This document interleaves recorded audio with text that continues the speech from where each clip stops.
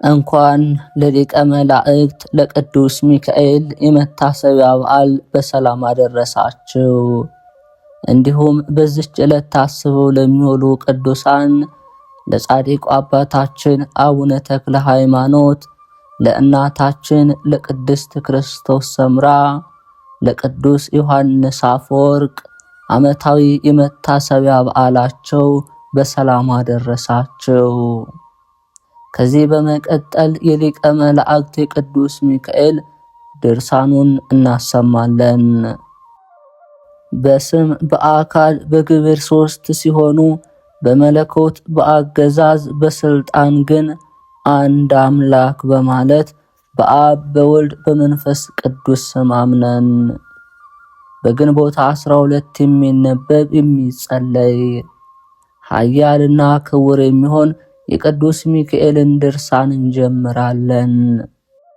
እንዲሁም ከአባታችን ከጳጳሱ ከይስሐቅ በኋላ ወደ ኢትዮጵያ ስለመጣው ስለ ጳጳሱ ዮሐንስ ነገር በእግዚአብሔር ፍቅር አንድነት እንናገራለን። የቅዱስ ሚካኤል ልመናው ረድኤቱ ከሁላችን ጋር ይሁን፣ አሜን።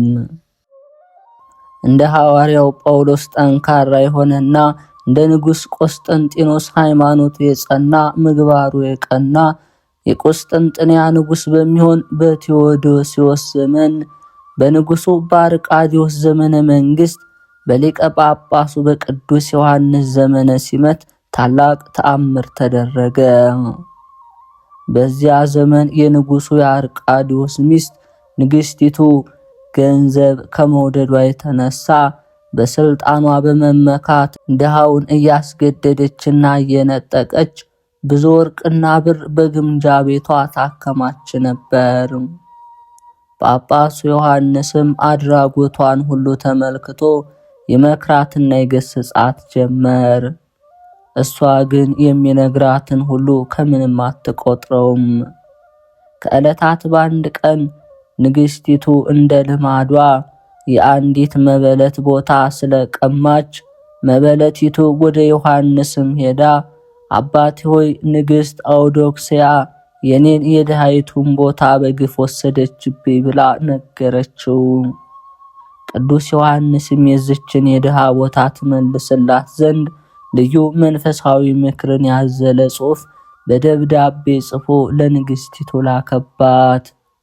አሁንም አይቻልም በማለት በእንቢታዋ ስለጸናች ከቤተ ክርስቲያን ገብታ ጸሎት እንዳታደርስ የክርስቶስን ሥጋው ደሙን እንዳትቀበል አወገዛት።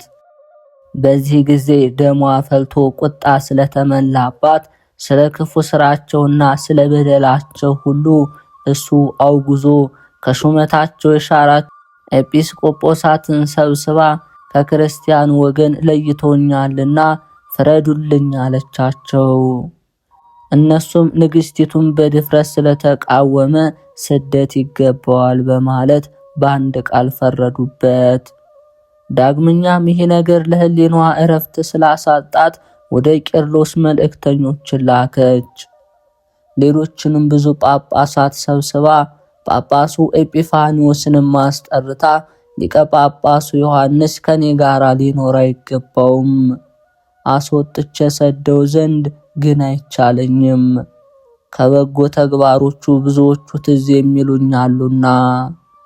ቢሆንም እናንተ በሕገ ክርስቲያናችሁ የሚሻርበትን ምክንያት ፈልጋችሁ ከስልጣኑ ተወርዱልኝ ዘንድ እጠይቃችኋለሁ አለቻቸው። እነሱም ትምህርቱ በአራቱ ማዕዘን የተስፋፋ ሃይማኖቱ በምድር በሰማይ የመላ ይህን የእግዚአብሔርን ባለሟል ዮሐንስን ምን ለማድረግ እንችላለን አሏት። እሷም በሱ ላይ ማድረግ የምትችሉትን ነገር ፈልጉ፣ እንዲሰደድ ወይም ከሀገር እንዲወጣ የማታደርጉ ከሆነ ግን ቀድሞ ሃይማኖታችሁ ምን እንደሆነ ስለምታውቁ አምልኮተ እግዚአብሔር የሚፈጸምባቸውን አብያተ ክርስቲያናት ዘግቼ አብያተ ጣዖታትን ከፍታለሁ አለቻቸው። እነሱም ይህች ሴት በልቧ ሰይጣን አድሮባታል፣ አሁንም እርሷ እንደፈቀደች ታድርግ ብለው ምክራቸውን ጨረሱ። ከዚህ በኋላ ኤጲፋንዮስን ወደ ዮሐንስ ልከው የተጠነሰሰበትን ሴራና ሊወሰድበት የታቀደውን እርምጃ ነገረው። ዮሐንስም ኤጲፋንዮስን እንዲህ አለው፣ ይህንን ሁሉ ሕዝብ አታይምን? በመዓልትም በሌሊትም ከሚደርስብኝ ነገር ሁሉ ለመጠበቅ ከኔ አይለዩምና፣ ስለዚህ ወጣ ዘንድ አልችልም። አሁንም እርስ በራሳችን የዓይናችን ብርሃን ስለሚሆን ስለ አባታችን ስለ ሊቀ ጳጳሱ ዮሐንስ ፍቅር የንግሥቲቱን ቤተ መንግሥት እናቃጥላለን። ካስፈለገም ከሚስቶቻችንና ከልጆቻችን ጋር እንሞታለን። ከቶ ከመካከላችን አናወጣውም፣ አሳልፈንም አንሰጠውም እያሉ የሚመጣውን ሁሉ ለመቋቋም ተዘጋጅቷል አለው። አሁንም ነገ ቅድስት ሰንበተ ክርስቲያን ስለሆነች ሕዝቡ ይሰባሰባሉና በዚያን የእግዚአብሔርን ቃል በምናስተምራቸው ወቅት ከልባቸው ጥርጣሬን እንዲያስወግዱ ከነሱ ዘንድ ደስተኞች መስለን እንታያለን። ከዚህም የተነሳ በመካከላቸው እርቅ ይወርዳል። እነሱም ከልቦናቸው አባታችን ከንግሥቲቷ ጋር ታርቋል ብለው በሰላም ወደ የቤታቸው ይሄዳሉ። ንግሥት አውዶክስያ ግን በሌሊት ፈረስ ታዘጋጅና ልቦ ወደ ወደደው ሀገር ትስደደኝ አለው። ኤጲፋንዮስም ከዮሐንስ ዘንድ ይህንን ነገር ሰምቶ ወደ ጳጳሱ ተመልሶ ሄደ። ዮሐንስም በሌሊት ወደ ንግሥቲቱ መጥቶ እግዚአብሔርን የማያውቁ ለፀሐይ ለድንጋይና ለእንጨት የሚሰግዱ ወዳሉበት አክራጥያ ወደምትባል ሩቅ ሀገር ሰደደችው። ከዚያም በደረሰ ጊዜ የእግዚአብሔርን ወንጌል መንግሥት ስላስተማራቸው ክብር ምስጋና ለዘላለሙ ይግባውና በጌታችን በኢየሱስ ክርስቶስ ስም አመኑ። የመላእክት አለቃ በሚሆን በቅዱስ ሚካኤል አማላጅነትና ልመና ይቅርታን አገኙ። በየቦታው ሁሉ አብያተ ክርስቲያናትንም ሰሩ። ዮሐንስ አፈወርቅም ቤተ መቅደሳቸውን ባረከላቸው፣ ቀደሰላቸው። ጳጳሳትና ቀሳውስት ዲያቆናትን ሁሉ ሾመላቸው። ከዚህ በኋላ በግንቦት 12 ቀን በዚያ በስደቱ ቦታ እንዳላረፈና አክራጥያ በምትባል ደሴት ተቀበረ። እሱም የሕይወት አክሊል ተቀዳጅቶ ከጻድቃን ከሰማዕታት ጋር በመንግሥተ ሰማያት እስከ ዘላለሙ ደስ እያለው ይኖራል። ልመናው ቸርነቱ ከሁላችን ጋር ይሁንና ይህ የሆነው በቅዱስ ሚካኤል ጸሎትና እርዳታ ነው። ይህን መጽሐፍ የሚያነበውን ሁሉ ከዚች ቤተ ክርስቲያን ልጆች ጋር በለመለመ ጽድቅ ሰማያዊ በሚሆን አምደ ወርቅ ስሙን ይጻፍ። ስለ ቅዱስ ሚካኤል ልመናና ስለ ዮሐንስ አፈወርቅ ጸሎት ሽማግሌዎቹንና ጎበዛዝቱን ከድቀተ ኃጢአት ይደግፋቸው፣ አሜን። ሰራዊተ ሰይጣናትን በሐፀ እሳት የሚነድፋቸው ብርሃንን የተጎናጸፈ ተፈጥሮ ከነበልባል እሳት የሚሆን የመላእክት ሁሉ አለቃ ቅዱስ ሚካኤል ያደረገው ተአምር ነው። ሮሜ በሚባል ሀገር ከሚኖሩ ታላላቅ ሰዎች መካከል በዚህ ዓለም ገንዘብ በጣም የከበረ አንድ ክርስቲያን ሰው ነበር። ነገር ግን ሚስቱ መካን እንደነበረች ልጅ አልነበራቸውም። በዚህም ምክንያት ልጅ ለማግኘት ሁለቱም ባልና ሚስት ሁልጊዜ በጾምና በጸሎት ወደ እግዚአብሔር ይለምኑ ነበር።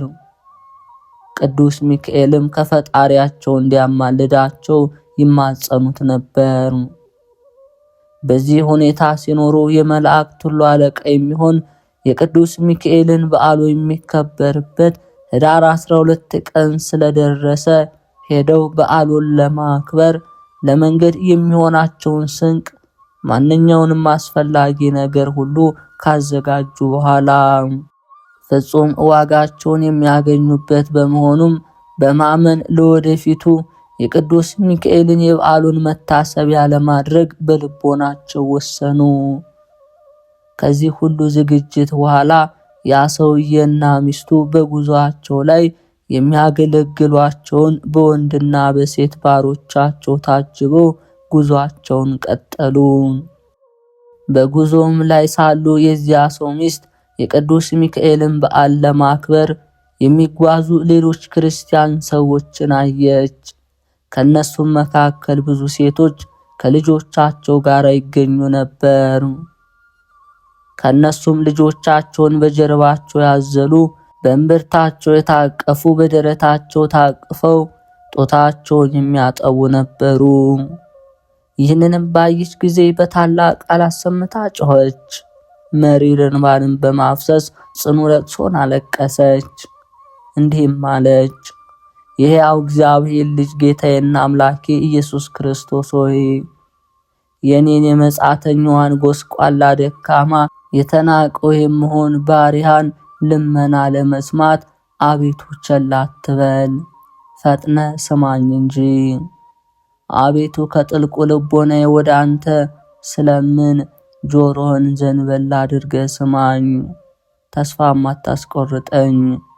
ከማኅፀኔ በተገኘው ፍሬ ባለ ዘመኔ ሁሉ እያየው ደስ ብሎኝ እኖር ዘንድ የተባረከ ልጅ ስጠኝ። አንተም የመላእክት አለቃ ቅዱስ ሚካኤል ሆይ ጸሎቴ የተባረከ ዘር ያሰጠኝ ዘንድ ወደ እግዚአብሔር ለምንልኝ። ወንድም ቢሆን ሴት እግዚአብሔር ልጅ ቢሰጠኝ ባለ ዘመኑ ሁሉ ለቤተ ክርስቲያን አገልጋይ ይሆን ዘንድ ለአንተ ብጽዓት ሰጥቻለሁ እያለች ከበዓሉ ቦታ እስኪደርሱ ድረስ ብዙ ልመናን አቀረበች። የመላእክት አለቃ የሚሆን ቅዱስ ሚካኤል ቤተ ክርስቲያንም ከባሏ ጋር በደረሱ ጊዜ በታቦቱ ፊት ቆመው በአንቃዶ ልቦና በሰቂለ ሕሊና አንድ ልብ ሆነው ሐሳባቸውን አንድ በማድረግ በመረረ ለቅሶ እግዚአብሔርን ልጅ ሰጣቸው ዘንድ ልመና ቀረቡ። ሥርዓተ ቅዳሴውም ከተፈጸመ በኋላ እንደ ሕጉና ሥርዓቱ የክርስቶስ ሥጋውና ደሙን ተቀበሉ። ከዚህ በኋላ ቄሱ ቡራኬ ሰጥቶ ሰርኅወተ ሕዝብ ከሆነ በኋላ ሕዝቡ ሁሉ ወደየቤታቸው ሄዱ። ያች ሴት ግን ከቤተ ክርስቲያን ሳትወጣ ከቤተ ክርስቲያኑ አምድ ወደ አንዱ ተጠግታ ተኛች። በዚያችም ሌሊት በከባድ ሐዘን ተወጣደረች።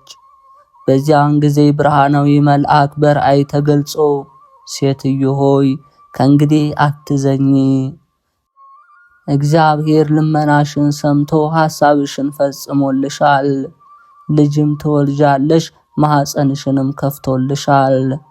እነሆ ወንድ ልጅም ትወልጃለሽ፣ ነገር ግን ልጅ በወለድሽ ጊዜ ስሙን ተስፋ ሚካኤል ብለሽ ሰይሚው አላት። ከእንቅልፎቿን በነቃች ጊዜ ይህን አይነቱን ቃል በመስማቷ ፈጽማ ተደሰተች። ልዑል እግዚአብሔርንም እያመሰገነችው በፍጹም ደስታ ወደ ቤቷ ገባች። እግዚአብሔርንም በመልአኩ ቃል የተናገረው ቃል ኪዳን በተፈጸመ ጊዜ ጸነሰች። መልኩ ሁለመናው መላ ሰውነቱ ያማረ ወንድ ልጅ ወለደች። ፍጹም ደስ አላቸው። ስሙንም ተስፋ ሚካኤል ብለው ሰየሙት። ይህም በመሆኑ ወላጆቹ ታላ ደስታ አደረጉ። ለተራቡና ለተጠሙ ብዙ ምጽዋትንም ሰጡ። ወንድ ልጅን በማግኘታቸው ስለ እግዚአብሔር ቸርነት፣ ስለ ቅዱስ ሚካኤል ክብር በሀገሩ ላሉ ታላላቅ ሰዎች የምሳ ግብዣ አደረጉ። ሆኖም ምኞታቸው ከተፈጸመና ሐሳባቸው ከተሟላላቸው በኋላ ለቅዱስ ሚካኤል ብጽዕት አድርገው የሰጡትን ልጅ እንደተናገሩት ሁሉ ወደ ቤተ ክርስቲያን አልወሰዱትም። ነገር ግን ያ ብላቴና ከተወለደ 1 ዓመት በሆነው ጊዜ በጭንቅ ታመመ። ባለመድኃኒቶችም ሊፈውሱት ባልቻሉ ጊዜ ያን ሕፃን የመላእክት አለቃ ለሚሆን ለቅዱስ ቤተ ክርስቲያን እናቱ ብጽዕት ስዕለት አድርጋ ሰጥተው እንደነበር አስታወሰች። እንዲህም አለች፣ ልጄ በጽኑ ደዌ የተያዘበት አወቀው። ስዕለቴን አክብሬ ልጁን ወደ ቤተ ክርስቲያን ባለመውሰዴ ዛሬ ትልቅ ኃጢአት ሰርቻለሁና ከዚህ በኋላ በአስቸኳይ ልጁን ይዛ ወደ ቅዱስ ሚካኤል ቤተ ክርስቲያን ገሰገሰች። ከዚያም ወደ ውስጥ ገብታ በጻሕሉ ላይ ያለውን ማይ ረጨችው። በቀንዲሉ ላይ ያለውንም ዘይት እየቀባች የመላእክት አለቃ ቅዱስ ሚካኤል ሆይ ልጄን ከዚህ ጽኑ ደዌ ፈውሰው፣ ከዚህም ከባድ በሽታ ብታድነው፣ እንደ ቀድሞ ብጽዕቴ እስከ ዕለተ ሞቴ ድረስ ለቤተ ክርስቲያን አገልጋይ ይሆን ዘንድ አድርጋለሁ እያለች ስትወድቅ ስትነሳ፣ በዚያን ጊዜ በቅጽበት ልጇ ብላቴናው ዳነ። ከደዌውም ከዳነ በኋላ ያ ብላቴና አደገና የመላእክት አለቃ ለሚሆን ለቅዱስ ሚካኤል ቤተ ክርስቲያን ባለ ዘመኑ ሁሉ በመልካም አገልግሎት ሲያገለግል ኖረ። ያችም ሴት ሊቀ መላእክት ቅዱስ ሚካኤል ያደረገውን ተአምራት ልጇንም እንዴት እንዳዳንላት ለሕዝቡ እየተናገረች በፍጹም ምስጋና እግዚአብሔርን እያመሰገነች በታላቅ ደስታ ወደ ቤቷ ገባች። እንግዲህ እኛን የክርስቲያን ወገኖች ሁላችንንም ብላቴናውን እንዳዳነ የነፍስና የሥጋ ደዌ ከሚሆን ኃጢአት ያድነን። በቸርነቱ በጸጋው ከዚህ ዓለም ቂም በቀል ያድነን። ኃጢአት ለማሰራት የሚያደፋፍረውን ተግባር ሁሉ ከኛ ያርቅ። እግዚአብሔርን ደስ ከሚያሰኙት ቅዱሳን መካከል ተለይተን እንዳንቀር የበደልን ቁልፍ ከላያችን ላይ ቆርጦ ይጣልልን። አሜን። አንድ አምላክ በሚሆን በአብ በወልድ በመንፈስ ቅዱስ ስም አምነን በግንቦት 12 የመላእክት አለቃ የሚሆን የቅዱስ ሚካኤል የመታሰቢያውን በዓል እንደሆነ እንናገራለን። በዚች ዕለት ነቢዩ ዕንባቆም ለአጫጆቹ ምሳ ሊወስድ አስቦ ሳለ እግዚአብሔር ቅዱስ ሚካኤልን ወደ እሱ ልኮለታልና። ሚካኤልም ዕንባቆምን ምግቡን እንደያዘ በአንዲት የራስ ጠጉሯን ጠልጥሎ በዚያኑ ጊዜ ባቢሎን ወደሚባል ሀገር አደረሰውና ለአንበሳ ምግብ በጉድጓድ ለተጣለ ለዳንኤል ምግብ አቅርቦለት ተመገበ። ቅዱስ ሚካኤልም ዳንኤልን ከተጣለበት የአንበሳ ጉድጓድ ካወጣው በኋላ ዕንባቆም ከያዘው ምግብ ጋራ ምንም ሳያጎድል መልሶ አጫጆች ወዳሉበት ወደ ይሁዳ ሀገር መልሶ በቅጽበት አደረሰው። ስለዚህ የቅዱስ ሚካኤልን በዓል በየወሩና ከብር ዘንድ የቤተ ክርስቲያን ሊቃውንት ታዘዙን። ጸሎቱ በረከቱ ከሁላችን ጋር ይሁን አሜን። ቅዱስ ሚካኤል ሆይ የቅዱሳንን መስዋዕት ጸሎት ታሳርግ ዘንድ ሰው አዳራሽ ለሚሆነው አነዋወር ሰላም ላለው ሚካኤል ሆይ እግዚአብሔር ወልድ ኀፍረተ መስቀልን ታግሶ ራቁቱን በተሰቀለ ጊዜ ሎቱ ስብሐት አሻቅበ ከማየት ይልቅ ራስን ወደ ታች ዘንበል አድርገ የመለኮትን ትዕግስት አደነቅ። ከሊቀ መላእክት ከቅዱስ ሚካኤል በረከት ረድኤት ያሳትፈን፣ በተሰጠው ቃል ኪዳን የሚጠብቀን አሜን። የልዑል እግዚአብሔር ቤተሰቦች፣ የማህደር ሚዲያ ተከታታዮች፣ ከዚህ በመቀጠል የጻድቁ አባታችን የአቡነ ተክለ ሃይማኖት ገድላቸውን እናሰማለን። በስመ አብ ወወልድ ወመንፈስ ቅዱስ አሐዱ አምላክ አሜን። ወንድሞች ሆይ የከበረ የተቀደሰ የተደነቀ የእግዚአብሔር ወዳጅ የሚሆን የአባታችን ክብሩን ገናናነቱን የሚናገረውን አጽሙ በፈለሰበት ግንቦት 12 ቀን የሚነበብ የሚጸለይ መጽሐፍ አስተውላችሁ ስሙ። ይኸውም ከጌታችን ከኢየሱስ ክርስቶስ ትንሣኤ በዓል ጋራ የተክለ ሃይማኖት ወዳጅ የሚሆን የመላእክት አለቃ የሚሆን በሚካኤል በዓል የተባበረ ነው። አሁንም ዛሬ ከሚነበበው ከከበረው አባታችን ከሥጋው ፍልሰት ጋራ በእግዚአብሔር አብ አንድነት በእውነት ተባበረ። የተቀደሰ ክቡር ምስጉን የሚሆን የአባታችን ተክለ ሃይማኖት ልመናው ሁሉን በእውነት እየረዳ ሁሉንም በእውነት እየሰወረ ከወዳጁ ጋራ በእውነት ለዘላለም ይኑር አሜን። ወንድሞቻችን እንነግራችኋለን፣ እንደ ዮሐንስና እንደ ነቢዩ ኤርምያስ ከእናቱ ማኅፀን እግዚአብሔር የመረጠው። የክቡር አባታችን አጽሙ የፈለሰበት ዛሬ ነው። ሳልፈጥርህ በእናትህ ማኅፀን አወቅኩህ ብሎ ለነቢዩ እንደነገረው እግዚአብሔር የባረከው የቡሩክ አባታችን የአጽሙ ፍልሰት ዛሬ ነው። ዳግመኛ ነቢዩ ከእናቱ ማኅፀን አምላክ ያንተ ነህ፣ በማኅፀንም አንተ ሰወርከኝ፣ በየጊዜው ሁሉ መታሰቢያዬ አንተ ነህ እንዳለ እንዲሁ ይህንን ቡሩኩን ባረከው፣ በማኅፀንም ሰወረው፣ በመንፈስ ቅዱስም አሳደገው። ከዚህም በመዓልትም በሌሊትም በቀትርም በምሽትም ከአንደበቱ የስም አጠራር ይፈሳል። እንደ ብዙ ውሃ ምንጭ የእግዚአብሔር ምስጋና ካፉ ይመነጭ ነበር። የውሃን ምንጭ በቆፈሩት ጊዜ ፈሳሽነቱ ዕለት ዕለት እየበረታ አትክልቱን ሁሉ ያረካል። የተክሉንም ቦታ ባለቤት ደስ ያሰኛል። ከቦታው ፍሬ የወይኑን ፍሬ ይጠግባል። የአጽሙ ፍልሰት ዛሬ ሆነው አባታችን ተክለ ሃይማኖትም እንዲሁ ሆነ።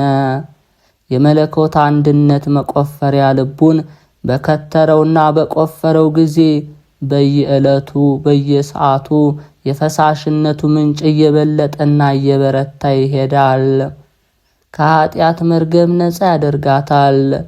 ክቡር አባታችን ተክለ ሃይማኖት አትክልቶቹ ከትምህርቱ ቃል ፈሳሽነት ጠጥተው ይህንን ይሰጣሉ።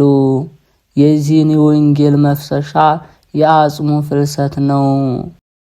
የዚህ የወንጌል መፍሰሻ ተክለ ሃይማኖት የአጽሙ ፍልሰት ዛሬ ነው። የዚህ የክቡር ተክለ ሃይማኖት የገነትና የሕይወት ተክል የመብራት ብርሃን የብዙዎች እረኞች አባት የቅድስት ቤተ ክርስቲያን አምድና መሰረት የአጽሙ ፍልሰት ዛሬ ነው። እንደ ዮሐንስ በአረብ ሀገር የንስሐ መምህር ክርስትናንም የጀመረ የክቡር አባታችን የአጽሙ ፍልሰት ዛሬ ነው። እንደ እንጦንስም በሸዋ ሀገር ምንኩስናን የጀመረ የልዩ አባታችን የአጽሙ ፍልሰት ዛሬ ነው። የቀጠሮ ቀን በቀረበና በደረሰ ጊዜ ከዚያም ከሚያልፍ ዓለም ወደማያልፈው ደስታ፣ ከሚያረጅበት ወደማያረጅበት፣ ወደማይጎዳበት እንዲሁም ዳግመኛ ወደማይሞትበት ደዌ መከራ ወደሌለበት ወደ ዘላለም ደስታ ይሄድ ዘንድ በሚያርፍበት ጊዜ ጌታ የተናገረው ቃል ከተፈጸመ በኋላ አባታችን አቡነ ተክለ ሃይማኖት ከዕረፍቱ አስቀድሞ በስጋው ስለወደደው አብ ከአሕዛብ ሁሉ ይልቅ ወደ አከበረው ወልድ ወደ መረጠውና ወደ ወደደው መንፈስ ቅዱስም ወደ ተሰጠው ሀገር ከመሄዱ አስቀድሞ በሕይወቱ ወደ አነጸው ቦታ በገሉ ደም ወደ ገዛት የመንግሥት አዳራሽ አሰራር ወደ ተደነቀ 45 እልፍ ምሰሶች የእሳት 45 እልፍ ምሰሶች የወርቅ ወደ ሆኑ ሳይሄድ ጠየቀው። ነገር ግን እንደዚህ ዓለም ወርቅ የሚዝግና የሚበላሽ በእሳት የሚያጸሩት አይደለም፣ እሳትን የሚበላው እንደ ውሃ የሚያዝለው ነው እንጂ። ፍጥረትን የፈጠረ የጌታ የመንግሥቱን አዳራሽ ስራውንና አኳኋኑን ማን ያውቃል? እንዲሁ ምሰሶቹ በወርቅና በእሳት በመምሰል እንናገራለን እንጂ አእምሯችን የጎደለ ዕውቀታችን ያነሰ ልባችን የደከመኛ ምን እናውቃለን? ነገር ግን አፋቸውን በሰማይ አኖሩ አንደበታቸውን በምድር ተመላለሰ ብሎ ነቢይ እንደተናገረ በልቦናችን ትዕቢት አፋችንን ከሰማይ በላይ እናኖራለን፣ አንደበታችንንም በአየር እናመላልሳለን። በአብ ሐሳብ በብልሃተኛ እጅ የተሰራውን ይህንን ምሰሶ ይህንን ያህላል ይህንን ይመስላል እንል ዘንድ እኛ ምንድነን? ሰዎች ነን፣ ትል አይደለንምን? ነገር ግን ፍጥረታችን ትዕቢተኛ ነውና ያስተብየናል። በእሱ አምሳል ተፈጥረን ከክቡራን ይልቅ ክቡር ከልዑላን ይልቅ ልዑል የሚሆን እሱ በመልኩ በሱም አምሳል ፈጠረን፣ የኩሮችም ኩሩ ሰራን። ስለዚህም ይህንን ሁሉ እንናገር ዘንድ እንታጀራለን፣ ባህሪያችን የታጀረ ነውና። ነገር ግን የቅዱሳኑን ቅዱስ ራሱ ለቅዱሳኖቹ እንዳላቸው የጌቶች ጌታ የነገስታት ንጉሥ የሚሆን የእሱን የመንግስቱን አዳራሽ አኳኋን መመርመርን እንተው ዘንድ ለእኛ አግባብ አይደለም። በዚች ቀን ዓለም ሳይፈጠር ለእናንተ የተዘጋጀውን መንግሥተ ሰማያትን ዓይን ያላየውን ጆሮ ያልሰማውን በሰው ልብ ያልታሰበውን ለሚወዱት እግዚአብሔር ያዘጋጀውን ትወርሱ ዘንድ በረከት ያላችሁ የአባቴ ቤተሰቦች ወደ እኔ ኑ እንዳላቸው በአባታችን ጸሎት ላመንነው ለጥምቀት ልጆች ሁላችን ትሩፋቱ የበዛ መቀዳደሙን የጨረሰ ገድሉ የተወደደ ክቡር ተክለ ሃይማኖት እሷን መንግሥተ ሰማያትን ይክፈለን ለዘላለሙ በእውነት። ወደ ቀደመ ነገራችን እንመለስ። እንዲሁም ጌታችን ኢየሱስ ክርስቶስ ብፁዕ አባታችን ተክለ ሃይማኖትን በቃል ኪዳኑ ተስፋ ሲያስደርገው፣ ወዳጅ ሆይ ተክለ ሃይማኖት ሁለት ቀንድ ያለውን እባብ አንድ ቀንዱ የወርቅ አንድ ቀንዱ የብር እንደሆነ ሊውጥም የወደደውን እንዳሳፈርከው አንተ ግን ከእባቡ መፍራት የተነሳ እኔን ከማምለክ ወደ ቀኝና ወደ ግራ አልተመለስክም።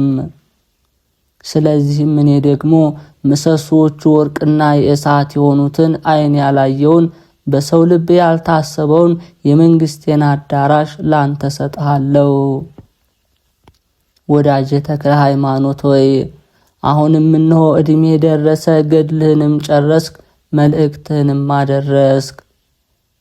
የቆየልህ የጽድቅ አክሊል ሰማያዊ አባቴ በዚያች ቀን ይሰጥሃል። እውነተኛ ፈራጅ ነው፣ በሱም ዘንድ በደል የለም። በእውነተኛ ፍርዱም ለሁሉም እንደ ሥራው ይሰጠዋል። አባታችን ተክለ ሃይማኖትም አቤቱ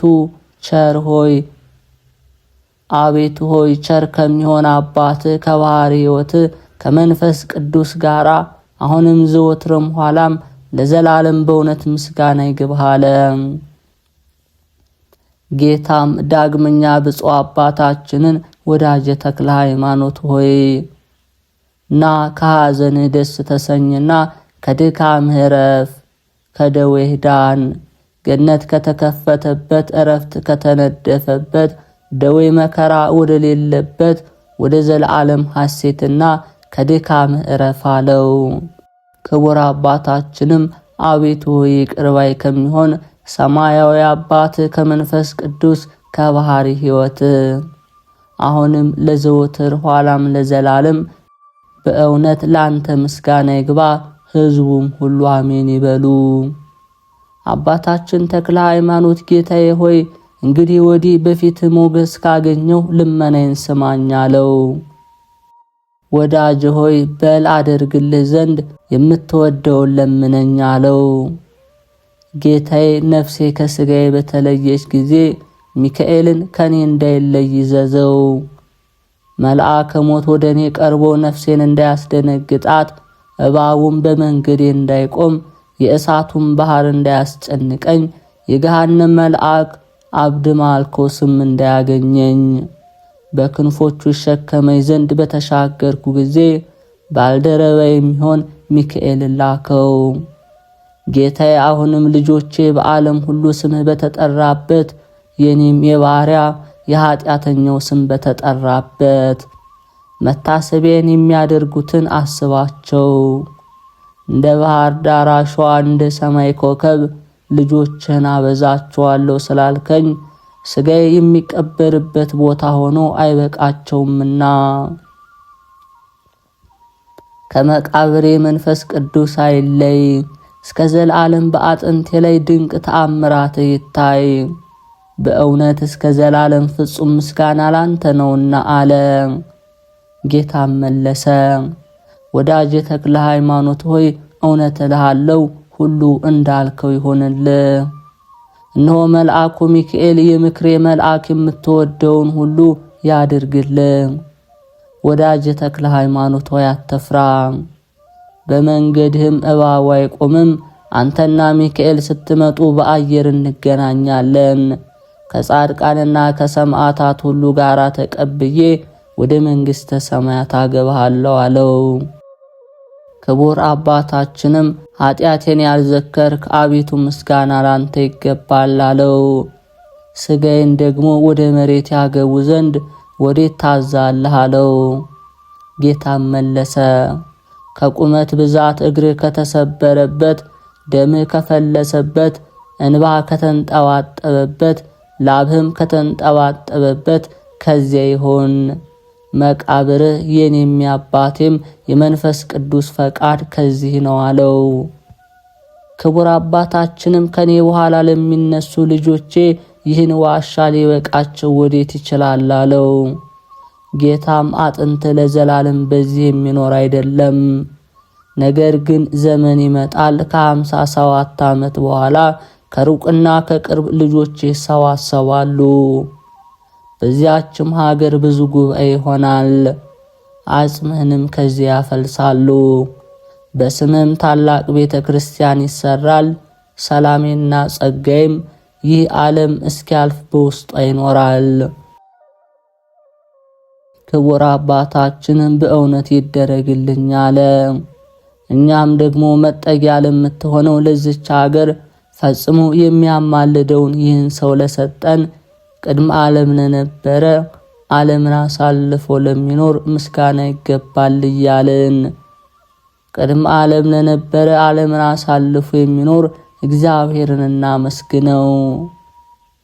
ሙሴ የሚጠጉበትን ምድር ለእስራኤል እንደሰጣቸው አሁንም ለኛ ይህንን አባታችንን በአማላጅነቱ ኃጢአታችንን የሚያስተሰርይልን በጸሎቱ ከኃጢአት የሚያነጻን መማፀኛ የሚሆነንም ይህንን ቦታ የአባታችን የተክለ ሃይማኖትን መቃብር ሰጠን። ነፍስን ከምትጎዳ ከሲኦልና ከኃጢአት ሞት እንድንድን ወደ እሷ መሄድን አንስነፍ። ወንድሞቻችን ሆይ ምን እንላለን? ምግብንና ተድላ ዓለምን ከመውደዳችን የተነሳ ስለ ሥጋችን ፈቃድና ስለ ሆዳችን ስስት ይህ ይሻላል፣ ይህ ይበጃል እያልን ከቦታ ወደ ቦታ ስንዞር እነሆ ዘመናችን አልቋልና። በዓለም የሚመላለስ መነኩሴ የክርስቶስን ሥጋ የሸጠ ነው ብለው አባቶቻችን ቅዱሳን የተናገሩትን አላስተዋልንም።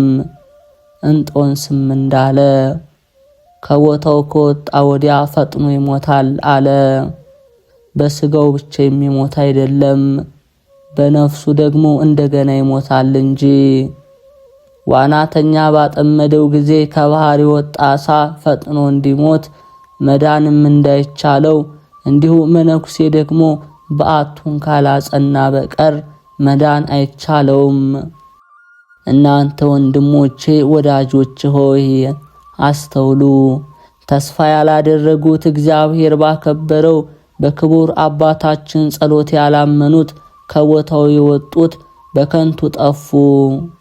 የሥራ ሁሉ መጀመሪያ ሃይማኖት ነውና። ጳውሎስ ያለ ሃይማኖት ግን እግዚአብሔርን ለማገልገል አይቻልም፣ ጻድቅ ግን በሃይማኖት ይድናል እንዳለ። ወንድሞቻችን ሆይ ሃይማኖትን የሚበልጠው የለም። ዳዊትም በእግዚአብሔር መታመን ይሻላል፣ በመገዛት ወደፊቱ ቅረቡ፣ በቦታዎቹም በምስጋና መኑት። የዘካርያስ ልጅ ዮሐንስም ለንስሐ ጥምቀትን ሲያስተምር የቀራጮችን ጭፍሮች በእግዚአብሔር ልጅ በብርሃኑ ማምናችሁ ተጠመቁ፣ ተንኮልንም ከልቦናችሁ አርቁ፣ እናንተ የሰበድአት ልጆች ከገሃነም መቅሰፍት ታመልጡ ዘንድ ማን ነገራችሁ? እኔ ግን እላችኋለሁ እመኑበት፣ አምናችሁም በስሙ ሕይወትን ታገኛላችሁ።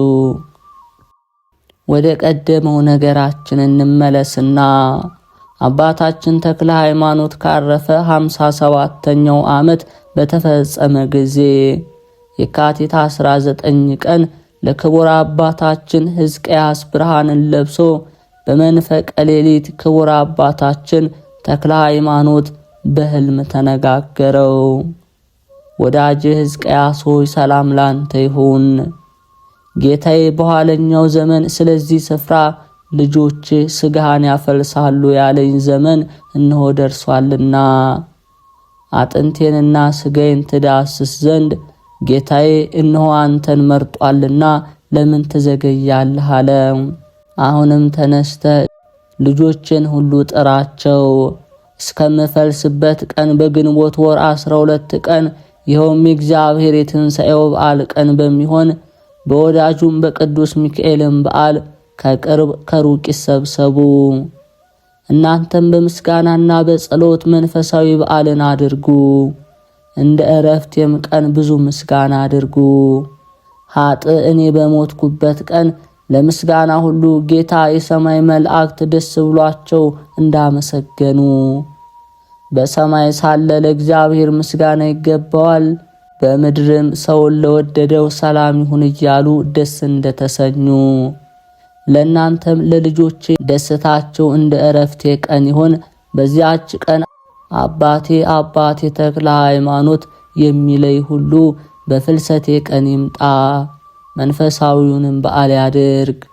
እኔና ሚካኤል ልጅ ወዳጅ ፊልጶስም ስለኔ ፍቅር የተሰበሰቡትን ሕዝብ ልንባርክ አብረን እንመጣለን። ከዚህም ብዙ ነገር ልንጽፈው የማንችለውን ተናገረ። መጽሐፍ የምንሰውረውም የምንገልጠውም አለ እንዳለ። ከዚህ በኋላ አባታችን ሕዝቅያስ ተባረከ። አባቴ ፈቃድ ይሁን።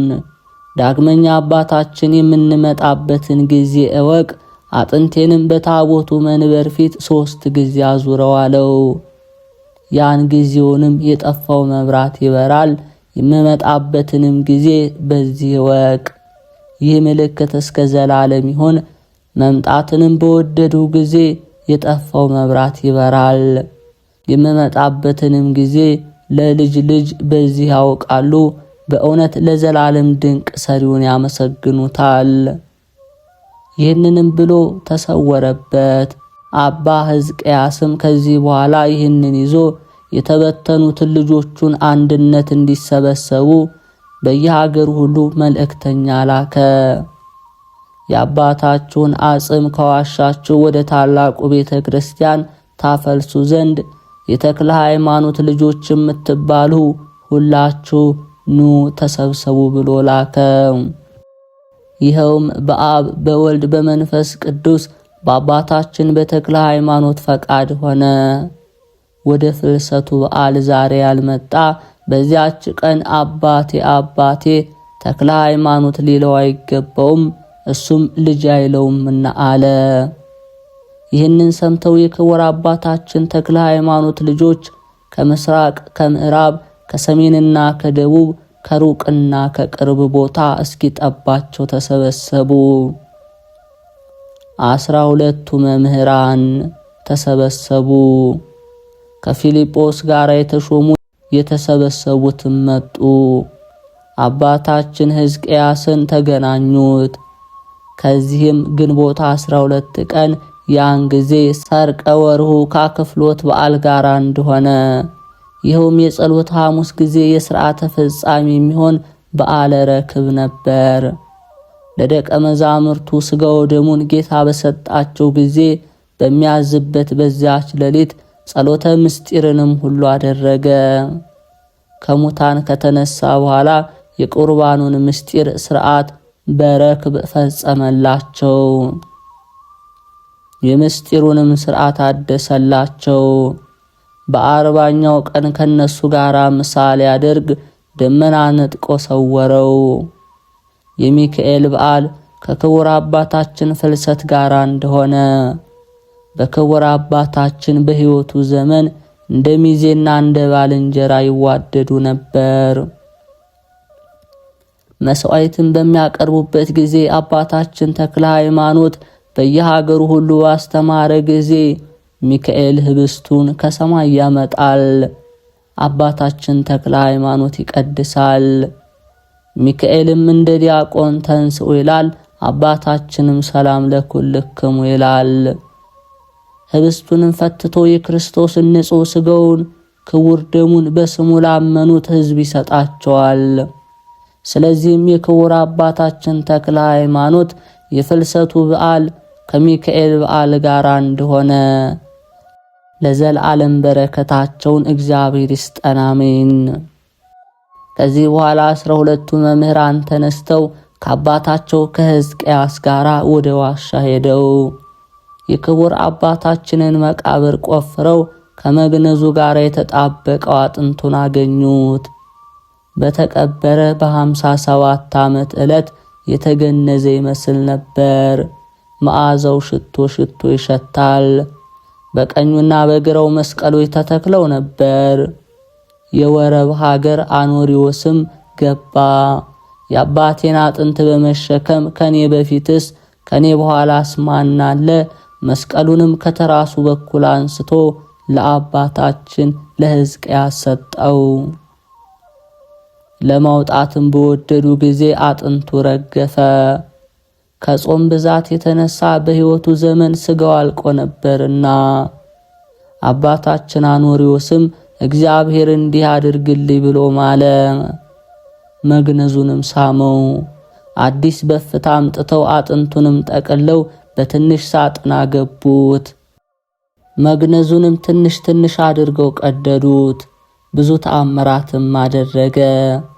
መሬቱንም ለመዝገን ባልንጀራቸውን እስከ መርገጥ ደርሰው ታላቅ መጨነቅ ሆነ።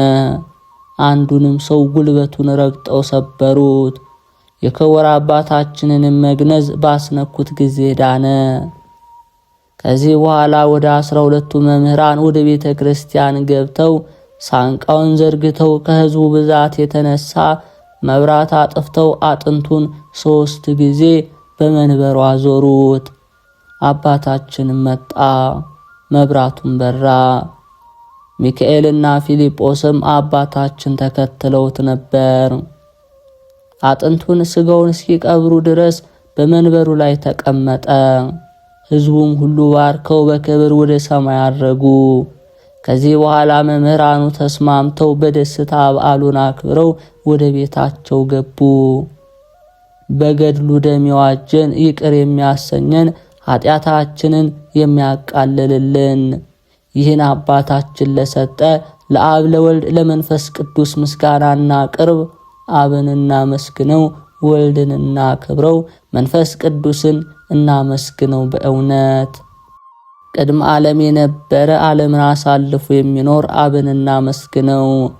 ቅድመ ዓለም የነበረ ዓለምን አሳልፎ የሚኖር ወልድን እናመስግነው። ቅድመ ዓለም የነበረ ዓለምን አሳልፎ የሚኖር መንፈስ ቅዱስን እናመስግነው። አባታችን ሆይ ኃጥእ ምስኪን የሚሆን ጸሐፊውን የሰሙትን ሁሉ ባርካቸው። በፍልሰት ጊዜ 12ቱን መምህራን ግንቦት 12 ቀን እንደሰበሰብካቸው እንዲሁም ከጻድቃን ከሰማዕታት ሁሉ ጋራ በመንግሥተ ሰማያት ለመሰብሰብ አብቃን። በእውነት ለዘላለሙ አሜን። ሃሌሉያ ሃሌሉያ ሃሌሉያ። የሐዋርያት ማህበር የምትሆን የቅድስት ቤተ ክርስቲያን አምዷ መሰረቷ የሚሆን የአባታችን የብፁዕ የክቡር የተክለ ሃይማኖት ይህች የፍልሰቱ መጽሐፍ ተገለጠች። በአብ በወልድ በመንፈስ ቅዱስ ማተብ ታትባ ወጣች። የክቡር አባታችን የተክለ ሃይማኖት የሸዋ ሀገር መነኮሳት መጀመሪያቸው በመልአኩ እጅ ምንኩስና ልብስና አስኬማን እንደተቀበለ እንደ እንጦንስ አስኬማ ጀማሪያቸው የሚሆን ገድሉን የሚናገር መጽሐፍ ተተረጎመ። ክቡር አባታችን የምንኩስናን ሥራ ከአባታችን በጸሎተ ሚካኤል ተማረ።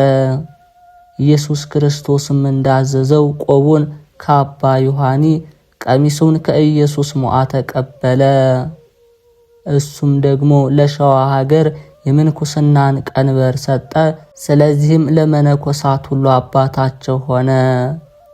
እነሆ የገድሉ መጽሐፍ ከሶከርና ከማዕር የሚጥም ከወርቅና ከብር ከጳዚዮን ከሰንፔር የሚመረጥ የልጆቹ ሁሉ የዝናቸው መጽሐፍ። የክቡር አባታችን የገድሉ መጽሐፍ ደስ ያላቸው የልጆቹም ዝናቸው መጽሐፍ። ስራቸው እንዲሁ እንደ አባቶቻችን ነው። በጎ እንጨት ደህና ቅጠል ያወጣልና በበጎ አበባ በጎ ፍሬ ያፈራል፣ እንጨትም ከፍሬው ይታወቃልና። እነሆ የከበረ እንጨት አባታችን ተክለ ሃይማኖት እነሆ በፍሬው ታወቀ። ፍሬውም ይህ ነው። ትጉህ አባ ኤልሳ፣ ተጋዳይ ፊልጶስ፣ የገድል አርበኛ ሕዝቅያስ፣ ደስ ያለው አባ ቴዎድሮስ፣ የዋህ አባ ዮሐንስ ገድላቸውንና ስማቸውን የጠራናቸው እሊህ ናቸው። ያልጠራናቸው ግን ቁጥራቸውን እግዚአብሔር ያውቃል።